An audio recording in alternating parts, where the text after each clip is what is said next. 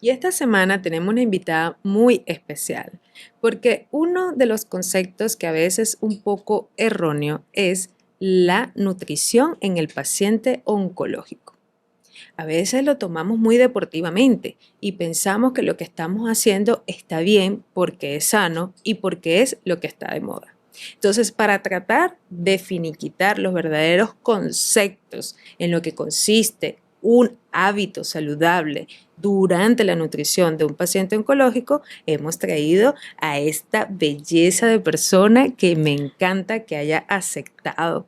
Amiga, de verdad que ha sido una de las primeras en decirme que sí a esta idea de este contenido, porque creo que estamos en la misma línea en donde pensamos que lo primordial es capacitar y empoderar a nuestros pacientes, Así es. porque si no, entran como en ese mundo, en esa jungla en donde hay muchos que con buena intención hacen mucho daño.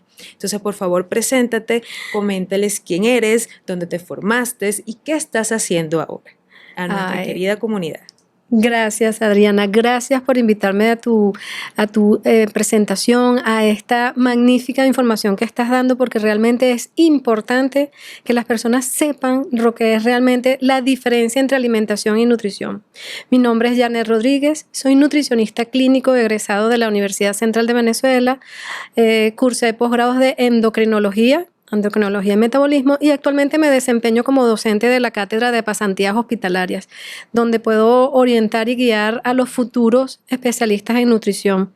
Y esto es un área muy importante porque todos comemos, pero no necesariamente todos saben comer.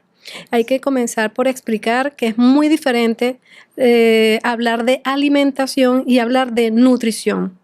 La alimentación es el acto de llevarte un alimento a la boca, sea nutritivo o no, y por ahí tenemos que empezar. Ahora, la nutrición como tal es la ciencia que estudia los alimentos y su comportamiento en nuestro organismo. Incluso también estudia cómo nuestro comportamiento afecta la digestión, la excreción de todas las cosas que no nos hacen falta, porque necesitamos realizar un buen metabolismo para obtener todos esos nutrientes. Si nosotros no sabemos eso, pues estamos fallando desde el punto de vista como especialista. Ahora bien, si nosotros hablamos para personas que quieren aprender a comer de manera saludable, no es necesario salir a comprar productos especiales, que ese es el primer mito que hay que desmitificar precisamente. ¿Por qué? Porque si nosotros comemos de manera saludable, uno dice, bueno, Janet, pero ¿qué es comer saludable? Ujú. Si nosotros recordamos lo que es la presentación del trompo de alimentos acá en Venezuela, la parte más gordita, más ancha, es lo que se debe comer en mayor cantidad. Y la parte más pequeñita, lo que se debe comer en pequeñas porciones.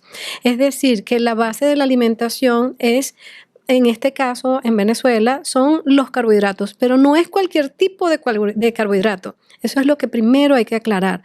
Luego vienen los vegetales, hortalizas, las frutas, y después vienen las proteínas. Y por último, las otras cositas que son muy eventuales o que se pueden consumir en muy pequeña cantidad, como por ejemplo un poquito de azúcar o un poquito de papelón o un poquito de miel y una pizca de sal. Eso es lo que es una alimentación balanceada. Entonces tú dices, pero ¿y cuánto me puedo comer? Si nosotros comenzamos y decimos, bueno, una alimentación balanceada es comer todo lo que aparece en el trompo, como era antes la pirámide en América del Norte, que ahora está invertida, nosotros tenemos que saber que es por lo menos elegir un alimento de cada grupo que nos presentan. Es decir, un poquito de proteínas, un poquito de carbohidratos, un poquito de vegetales, pero ese poquito también tiene proporciones. Se dice o se recomienda que la mitad de tu plato sea hortalizas, vegetales, es decir, lechuga, tomate, berro, acelga, el vegetal que a ti te guste. No tienes que comprar siempre el mismo producto o elegir el producto que comen los demás. Sencillamente tú puedes elegir el que a ti te guste y los preparas de manera sencilla. Ahora bien, la otra parte del plato, que es la mitad, una cuarta parte sería lo que nosotros llamamos proteínas, que son los alimentos de origen animal, pescado, pollo, carne, queso, huevo. Y la otra porción que sería un cuarto del plato, serían los carbohidratos. Pero no es cualquier carbohidrato, estamos hablando de papa, de yuca, de ñame, mapuey, batata, topocho, plátano, casabe. Eso es lo que tenemos que comer. El asunto está en que las personas creen que por comer especial tienen que comprar productos especiales, o por comer especial es eliminar por completo los carbohidratos, y no es así. Los carbohidratos lamentablemente les han dado mucha mala propaganda, muy mal marketing, y eso tenemos que desmitificarlo también. Eso es otro mito que hay que sacar, porque hay que saber elegir el tipo de carbohidratos. Desde el punto de vista de la nutrición en oncología, ya se sabe que el azúcar, ¿verdad? El azúcar refinada, sobre todo el azúcar que es blanca, que es doblemente dañina, es la que tenemos que evitar. Porque si a mí como nutricionista me preguntan, ¿pero le puedo poner una pizquita de azúcar a mi café? Bueno, hay diferentes tipos de azúcar. El azúcar blanca, el azúcar moscabada o el azúcar rubia, la marroncita. Entonces, ¿cuál es la diferencia entre una y otra desde el punto de vista químico? Todas tienen la misma cantidad de calorías, pero la más dañina dentro de todas ellas es la blanca, porque es pasada por cal para poderla blanquear. Entonces todavía le arrastras y le sacas todos los poquitos minerales que pueda tener ese producto que proviene de la caña de azúcar. Entonces, ¿qué es lo que tenemos que saber? Que mientras menos procesados sean tus alimentos, es mejor para ti, para tu salud. Que eventualmente te comiste una torta o una bebida refrescante o una bebida energizante, no va a pasar nada, pero hay que saber en qué condición estás. Entonces, yo no recomiendo ese tipo de productos y, por supuesto, no aparecen dentro de los planes de alimentación que yo recomiendo. Las personas me preguntan, Yanni, ¿dónde está el juguito? No, no aparece. Cómase la fruta fresca y entera como aparece ella en la naturaleza. Ay, pero yo estoy acostumbrada al jugo. Bueno, tómese un poquito de agua y usted le va a poner un sabor. Y le puedes machacar un poquito de fresa, le puedes poner la fruta de tu gusto, de tu preferencia, pero es agua saborizada, no es un jugo. Agua saborizada. Entonces vamos a cambiar esa actitud que tenemos antes los alimentos. Los alimentos no los podemos clasificar como buenos o malos. Ya existen clasificaciones. Alimentos, por ejemplo, en el caso de las frutas, antiguamente se podían clasificar en alimentos o frutas del 5% de carbohidratos, 10% de carbohidratos o 15% de carbohidratos. Entonces me dicen, ¿cómo es eso, Janet? Bueno, porque por 100 gramos de fruta, ejemplo el cambur, tienes 15 gramos más o menos de carbohidrato. Pero si tú eliges 100 gramos de lechosa, tienen apenas unos 5 gramos de carbohidrato. Ah, ahí está la razón por la cual se clasificaban de esa manera. Ahora se clasifican de otra manera. Los antioxidantes y no tan antioxidantes. Los proinflamatorios y los no inflamatorios. Entonces hay que saber de qué estamos hablando y de qué clasificación nosotros estamos hablando, porque también son tendencias.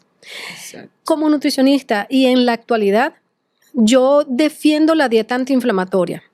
Y te digo, Adriana, que la dieta antiinflamatoria pasa por ser una dieta alcalina, porque todo lo que se te recomienda dentro de las dietas antiinflamatorias son vegetales, verde oscuro, muchas frutas, muchas hortalizas, control de los alimentos de origen animal y sobre todo cuando son alimentos altamente procesados, pero no eliminados, porque tampoco podemos irnos al extremo, no es eliminarlos. Y eso es lo que te iba a comentar, porque justamente, por lo menos en mi práctica médica, he visto que los pacientes cuando consumen mayor proteínas les va mejor en los tratamientos. Así es. Claro, yo cometí el error, por ejemplo, de suprimir todos los carbohidratos y todas las azúcares No. y vivía con sueño, súper fatigada.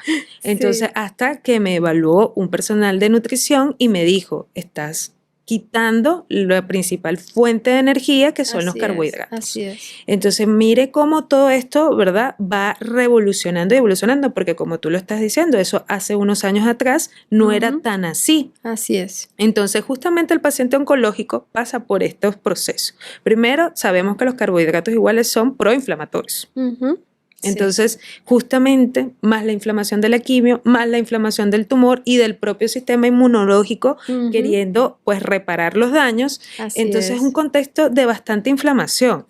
¿Cómo lidia el paciente que también lleva esa disfunción o ese desequilibrio en la microbiota intestinal, producto también de todo esto que estamos hablando? ¿Cómo podemos entonces ayudarlo a potenciar esa absorción?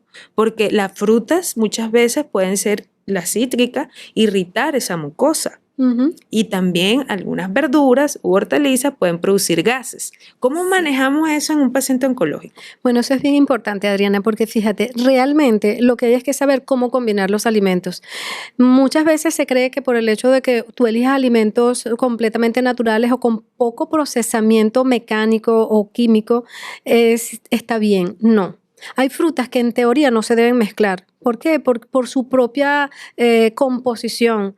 Hay frutas que son muy dóciles y frutas que son mucho más delicadas. Una de las frutas que es sumamente delicada es la lechosa. La lechosa se tiene que respetar. Es un fruto que hay que, como todos los alimentos hay que respetarlo, pero como su composición es tan especial, ahí hay que darle su, vamos a decirle prioridad, porque no es que sean unas más importantes que la otra, pero ¿se pueden combinar o no? Yo recomiendo no combinarla. Yo prefiero que la lechosa se coma sola. Hay otras frutas sí con las que se pueden hacer diferentes combinaciones, sobre todo las cítricas. Entonces sí se puede hacer. Ahora, ¿qué sucede cuando hablamos de microbiota y todo eso? Todas las enfermedades, todas, la que tú nombres, cursa con un pH ácido. Lamentablemente, nosotros no estamos acostumbrados en nuestra facultad, ni en la escuela, ni en medicina, ni en nutrición, estamos acostumbrados a hablar de pH. Pero si nosotros le mandamos a hacer un pH a nuestros pacientes, sabemos que el paciente que ya tiene una enfermedad va a tener un pH ácido en sangre. Lo que pasa es que muchas veces por no saber manejar bien esta información, y cuando hablo no porque los médicos no manejen pH, porque sobre todo los intensivistas lo hacen, pero no lo manejan desde el punto de vista cómo afecta la nutrición. Todo pH, y recordemos un poco de fisiología, nuestro pH en sangre es de aproximadamente entre 7,35 y 7,45. Y tú dices, Janet, pero en cristiano, ¿qué significa eso? Es el poder alcalino que tiene la sangre, pero es ligeramente alcalino. Pero cuando tú te sales de esos parámetros, ya ocurre una enfermedad. Y estamos hablando de una acidosis metabólica o una alcalosis metabólica, y eso es bien importante que lo sepamos. Ahora, cuando eso lo llevamos a los alimentos, si yo tengo un paciente que tiene, en lugar de tener un pH de 7,35 hasta 7,45, pero me tiene 7,34, significa que mi paciente está 10 veces más acidótico que cuando tiene 7,35. Y todos nosotros decimos, ay no, pero es 0 punto tanto. Ese punto tanto es 10 veces más ácido. Eso significa que tú no le estás dando las condiciones a tu cuerpo para que mejore la digestión, para que mejore la absorción, para que mejore el metabolismo, porque está tratando tu cuerpo de mantener ese equilibrio ácido básico. Si nosotros trabajamos en darle a los alimentos, en este caso al paciente, los alimentos que alcalinicen su pH para favorecer su función y que el cuerpo se dedique a otras funciones que no sea necesariamente mantener siempre el equilibrio, porque lo mantenemos es saturado, estamos ayudando al paciente a que su cuerpo, que es muy inteligente, pueda trabajar de manera más armoniosa para dedicarse a corregir el proceso patológico que esté manifestando en ese momento. Y en este caso que hablamos de cáncer, el paciente lo que necesita es tener tranquilidad, saber cómo comer, tener un buen equipo médico que lo lleve, que lo trabaje, que lo oriente, y un equipo de nutrición que por supuesto le diga, no puedes perder peso, porque la prioridad no es si estás gordo o estás flaco, la prioridad es no perder peso. Porque el paciente que pierde peso es un paciente que no va a mejorar, no va a trabajar de manera óptima el tratamiento médico que tú le vayas a colocar, porque no tiene proteína suficiente que le vaya a transportar el medicamento en sangre, porque se alarga el tiempo de medicamento en sangre, porque precisamente se convierte en algo inclusive más tóxico de lo que tú podías esperar, porque el tiempo, lo que se llama, lo que nosotros sabemos, la farmacodinámica y la farmacocinética del medicamento cambia. Entonces los resultados no son los que esperamos, pero es sencillamente porque el paciente está desnutrido. ¿Qué tenemos que hacer? Es mejorar al paciente. Apenas nosotros le hagamos un diagnóstico a nuestro paciente de que tiene una enfermedad X, y en este caso estamos hablando de cáncer, de una vez mandarlo a nutrición. Y muchas veces me dicen, pero no está desnutrido, todavía está bien. Es que ese todavía puede pasar muy rápido en ese bien, entre comillas, de donde tiene un peso relativamente bueno, pero dentro de ese peso no sabemos cómo están los músculos. Y el paciente que no se controla bien, entonces termina con sarcopenia. Y ese es el paciente que no se te va a recuperar como tú esperas que se recupere. Y hay tantos métodos tan sencillos para evitar, desde el punto de vista de hacer evaluación del riesgo, para saber identificar tu paciente cuánto riesgo tiene de desnutrirse, y si tú ves que el paciente ya está en riesgo y que tiene todas las características de va a comenzar a desnutrirse, empezar a hacer la terapia nutricional para frenar ese proceso. Eso es lo que tenemos que hacer. Entonces, nosotros tenemos que trabajar en conjunto, pero estamos trabajando por parcelitas. Yo hago esto, yo hago esto. Tenemos que trabajar más juntas. Eso que estamos haciendo ahorita, que nos escuchen, que tú me invites, me digas, Janet, ¿qué opinas? Esta es mi opinión. Necesitamos trabajar en conjunto. El paciente lo necesita y nosotros también. Porque en nuestra escuela muchas veces no nos dan la oportunidad para compartir juntos, porque cada quien está en lo suyo. Es así. Y fíjate que una de las cosas, no sé si te pasa a ti en tu consulta, es lo difícil que se vuelve que el paciente se hidrate adecuadamente. Tengo cantidad de pacientes que refieren no gustarle, Sí. ojo con esto, no gustarle el sabor del agua. Sí. Entonces es bastante complejo porque prefieren tomar jugos, prefieren hacer otras bebidas, incluso Así es. ¿qué opinas también? Me gustaría escuchar sobre eso, sobre las bebidas energéticas, Uy, no. ¿ok? Porque prefieren eso que tomar agua. No, nunca jamás. Fíjate, el agua es neutra. Cuando nosotros medimos el pH, yo he medido el pH del agua en diferentes tipos de agua, solo pH. Un agua que tú tomes de una fuente natural, el pH es completamente neutro. Cuando tú la tomas agua de algunos envases, ya te da un poquito más abajo del 7, que se te está acidificando. Entonces existen aguas alcalinas y existen aguas ácidas, aunque nos las estemos tomando y creamos que es un agua completamente inocua. No, desde el punto de vista químico tienen diferencias y eso va a depender de no solamente de la calidad del agua, es de quiénes la están preparando, cómo la están envasando, qué productos le están haciendo para que se mantenga inocua durante el tiempo que esté envasada, hasta que nosotros la podamos consumir. Ahora bien, el agua es sumamente importante. Todos los procesos bioquímicos en nuestro cuerpo se realizan en presencia de agua. Si no tenemos suficiente agua, los procesos bioquímicos no se van a realizar bien. O sea, van a tener una dificultad mayor. Entonces, ¿qué necesitamos hacer? Tomar agua. La regla mnemotécnica que nos enseñaron en la escuela nosotros, en la escuela de medicina, en la escuela de nutrición, 30 ml por kilogramo de peso. Y si tú dices, bueno, mi peso saludable, que ya tampoco se habla de peso ideal, sino un peso saludable, un peso con el que te veas bien, te sientas bien, tus parámetros antropométricos estén bien, que no tengas exceso de grasa, ese es tu peso saludable. Perfecto, entonces para una persona, puede ser de una persona de 1,60 m, pero tiene una contextura muy pequeña, a lo mejor 55 kilos, son perfectos. Pero una persona de 1,60 m con una estructura ósea mediana a grande, 55 kilos, va a parecer, como les digo yo, un comenabo. Entonces no podemos hablar de peso ideal, sino de peso saludable. Y ese peso saludable pasa por tener una muy buena masa muscular. Si tú no te hidratas, esos músculos no van a crecer, no van a funcionar bien porque necesitan agua, no solamente proteína, necesitan agua. Todas las funciones, todo nuestro proceso requieren de agua. Ahora, ¿qué recomiendo yo a los pacientes que me dicen, no quiero tomar agua, no me gusta? Vamos a hacer un trato. Usted sí va a tomar agua, pero le va a poner un saborizante natural. Las conchitas de mandarina, tú le quitas la parte blanca de la mandarina, que es lo amargo, se la puedes poner al agua y te va a saborizar el agua a mandarina. Puedes utilizar una sola fresa y la machacas, la picas en filetitos y se la colocas a 1 litro de agua y también te va a saborizar. Pero no solamente va a saborizar, sino que también te va a dar los minerales que tiene la fruta en este caso, que sobre todo necesitamos consumir más potasio. El que consume más potasio tiene menos riesgos de tener hipertensión. Entonces tenemos que trabajar en eso. Comer vegetales, frutas, eso es lo que necesitamos nosotros. Para dar sabor, mira, frutas como el melón, que son pequeños toques de fruta que se le dan para que saborice el agua. Cualquier fruta cítrica. Puedes ponerle limón, puedes ponerle mandarina, puedes ponerle naranja, puedes ponerle toronja. Puedes utilizar piña también, que no es una fruta cítrica, pero que da muchísimo sabor. Y si quieres utilizar vegetales, puedes utilizar también, en este caso, el pepino. ¿Por qué? Porque te saborizan y te dan los minerales que necesitas también para seguirte hidratando. Muchas veces nos tomamos el agua completamente como del frasco, del pote, del envase, y nos están faltando minerales. Y confundimos sed con hambre. Ese es el gran problema. Lo que tenemos es sed, pero no hambre. Y lo que queremos entonces es comer. Esa Wow, es qué parte de la... importante, porque fíjate que justamente eso es lo que le pasa a los pacientes, que durante el tratamiento tienden a engordar. A veces parece que tenemos esos dos extremos, o adelgazan, como pierden demasiado masa muscular, Ujú. pero también está ese otro extremo en donde engordan.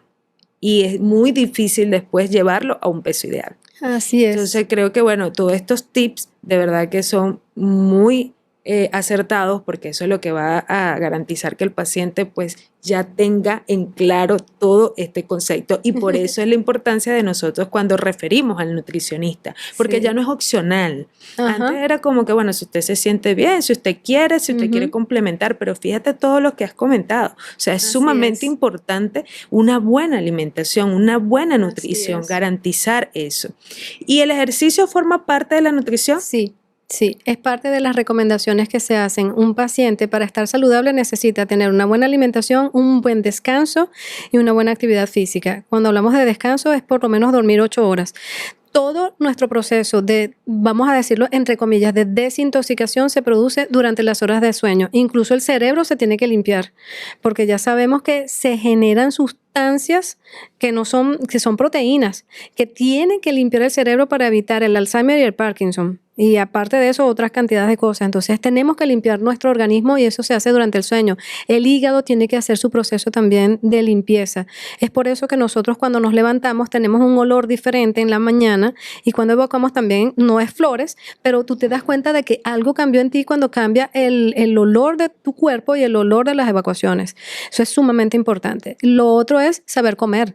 ¿Cuánto vamos a comer? Y eso va a depender de tus necesidades, de la altura, de la actividad física, del sexo, de la condición fisiológica en la que te encuentres o patológica. Y el otro punto es saber entonces qué cantidad de ejercicio.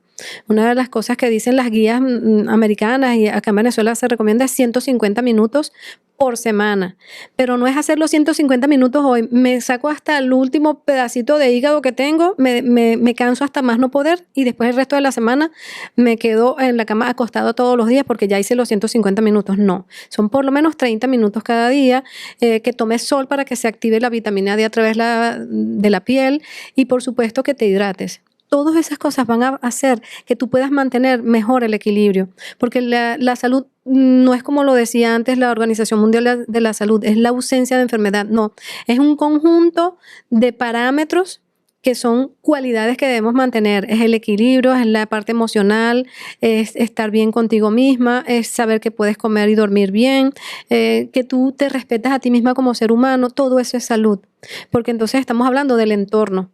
Si nosotros empezamos a tomar en cuenta todo eso, nos podemos dar cuenta de que hay muchas cosas que podemos modificar y cosas que no. Pero en las que yo pueda modificar, vamos a hacerlo. En las que yo pueda hacer mejor las cosas, vamos a hacerlo. Y así me ahorro un estrés más de cuando me puedan decir algo que no me guste mucho, o cuando al paciente hay que decirle algo que uno dice, ¿cómo se lo digo? ¿Cómo se lo digo? Y ¿No? fíjate que en el paciente oncológico pasa mucho eso. Recibe demasiada información, Sí, y muchas de esas informaciones, como te digo, no están bien direccionadas y así no es. son realizadas por especialistas Así tampoco. es. Por eso es que es sumamente importante que no se queden con esto, que esto les abra un poquito el conocimiento y vayan a su consulta especializada, Así es. porque esa es la única forma de saber qué realmente le beneficia y qué no, porque hay mucho temor. Ujú. Cuando el paciente está enfermo, lo que quiere es que nosotros disminuyamos ese miedo. Pero hay miedo a comer, hay miedo a tomar, hay miedo a Ujú. que, ¿será que me puedo comer esto porque estoy en esto y ya me van a poner la quimio, o durante la quimio me puede dar alergia? Entonces Así hay es. mucho temor, y por eso también nos va a limitar en qué Pero recomendaciones, porque yo antes sí. era de la que pensaba que no se debía comer nada, nada de dulces, que no se podía comer nada de carbohidratos. Entonces, claro, el pobre paciente, No, no. bueno, ahí que no podía Es ni saber siquiera ver para elegir. los lados, Ajá. porque ya sentía esa sensación de culpa de que si algo sale mal, va a ser mi culpa.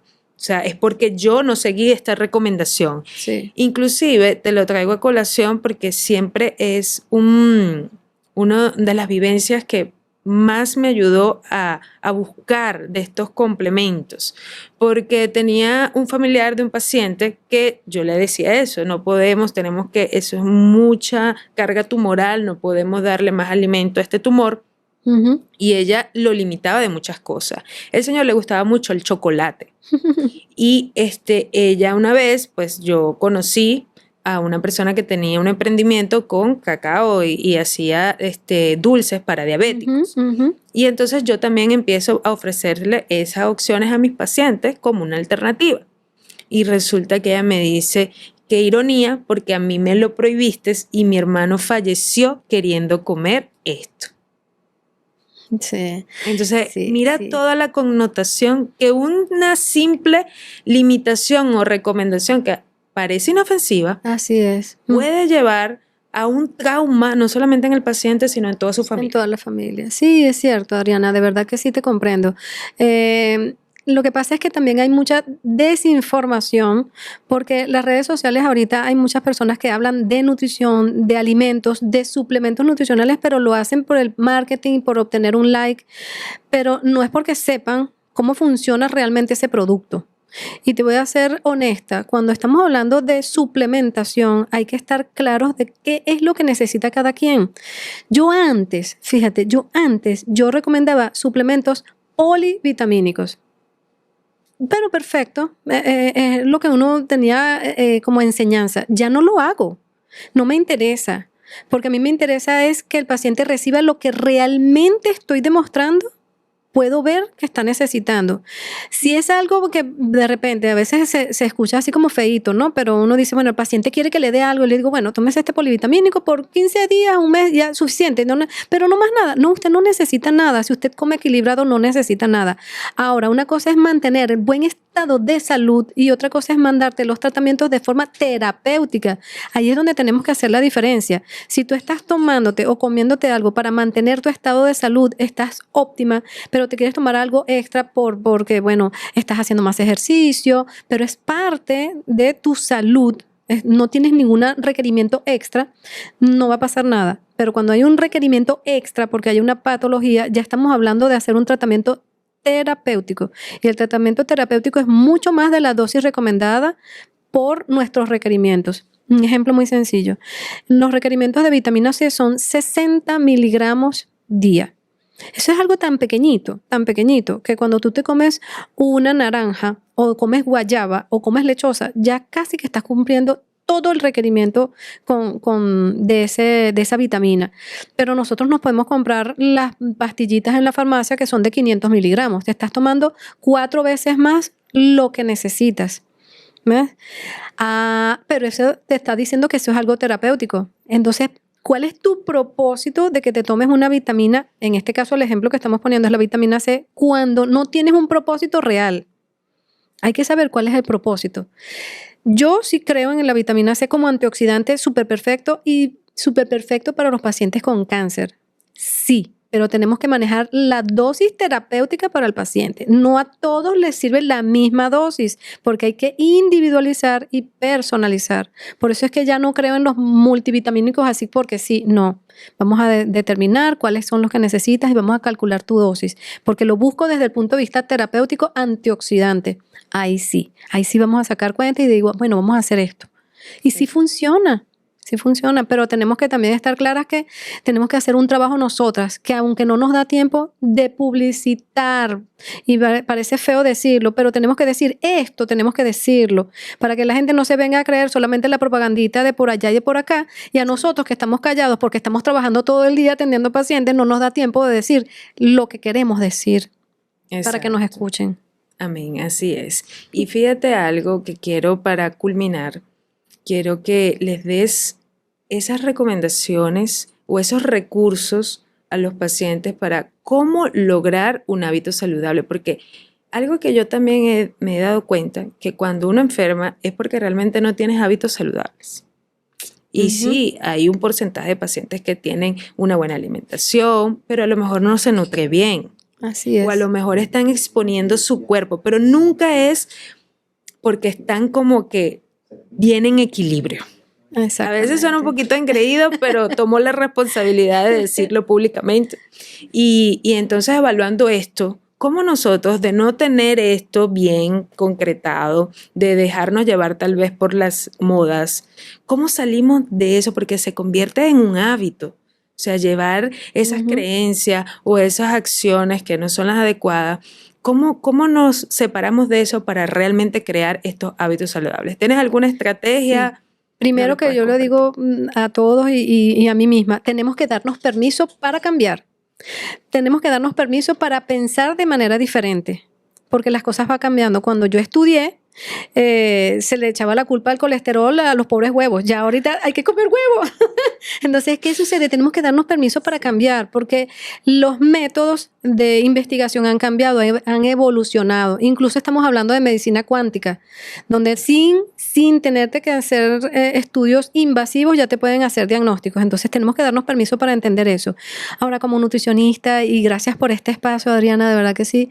Para finalizar, me gustaría decirle primero a los pacientes, primero, como nutricionista, no compren productos especiales, menos los productos que son altamente procesados. Y la gente cree que altamente procesado es solo comer salchichón, morcilla, mortadela, ese tipo de productos. No, olvídalo. Estamos hablando también de las merengaditas, de esas que son altas en proteína. También estamos hablando de las chucherías.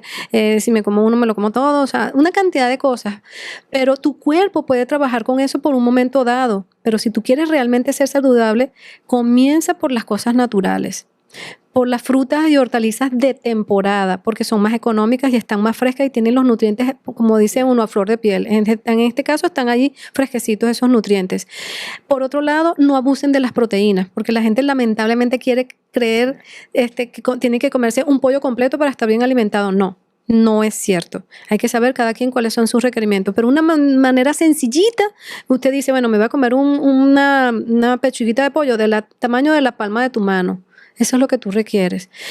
Por supuesto, estas son recomendaciones poblacionales muy genéricas. Si tú quieres algo individualizado, ve con el especialista que te diga cuáles son tus requerimientos personales. Y lo otro es no sacar los carbohidratos, porque son nuestra primera fuente de energía, que necesitamos ese carbohidrato. Y por supuesto los vegetales, las hortalizas, las frutas. Eso es lo primero que yo les voy a decir como nutricionista. Y no olvidar el agua. 30 ml para una persona más o menos de 70 kilos son los 2.000 mililitros de agua en 24 horas que necesitamos. Entonces, sáquenlo por allí. Lo otro es descansar. Y fíjate, algo que estoy manejando ahorita es hacer el descanso, la meditación, la concentración, pero más que una meditación así trascendental, no, es aquíétate, escucha tu propio cuerpo, siéntelo, siente cómo respiras y hacer el grounding. El grounding ahorita la gente me dice, pero Janet, ¿qué es eso? Camina descalzo. Wow. Porque resulta y acontece que cuando tú caminas descalzo en la grama, en la tierrita o en la arena, cuando estás en la playa, estás intercambiando esos electrones que tenemos desfasados, en este caso en nuestro cuerpo, porque nos estamos llenando de muchos iones positivos que nos están oxidando. Entonces, si metemos los electrones que estamos haciendo el grounding, pasan unas cosas a la tierra y la tierra hace tierra con nosotros y nos saca todas esas cositas que son, desde el punto de vista electromagnético, nos van a equilibrar. Entonces, son muchas cosas que podemos ahorita y son económicas, son baratas. Amén. Gracias por invitarme. De verdad que, bueno, un placer estar aquí contigo. Gracias, bueno, y a todos ustedes también muchas gracias por permanecer hasta aquí. Esta información yo sé que siempre causa ruido, siempre genera más preguntas, siempre es como que no estoy dispuesto a aceptar del todo esto, pero lo importante es que estén aquí, lo importante es que hayan escuchado, porque esa va a ser la semilla para que ustedes cada vez que estén en contacto con alguna información puedan decir, esto es real, esto es lo que me conviene o debo buscar ayuda. No se queden con querer entender todo en un solo momento. Esto es un constante aprendizaje. Actualmente hay muchas cosas que están saliendo nuevas rápidamente. La medicina evoluciona a grandes pasos y creo que, bueno, en algún momento la inteligencia artificial y todo lo de nanotecnología va a acaparar también este mundo. Yo no lo veo ya como algo irreal, creo que es un futuro muy cercano y entonces por eso es que debemos tener como esa conciencia y por eso es que creo que esta vía digital nos ayuda muchísimo a llegar a muchísimas más personas. Porque a pesar de que hay mucha información, a veces no es tan dirigida y o se hace a puertas cerradas con pacientes puntuales. La idea es que ustedes puedan aquí estar en su espacio, porque estamos en un lado más humano de la oncología. Gracias. Bueno, ¿viste? Hablamos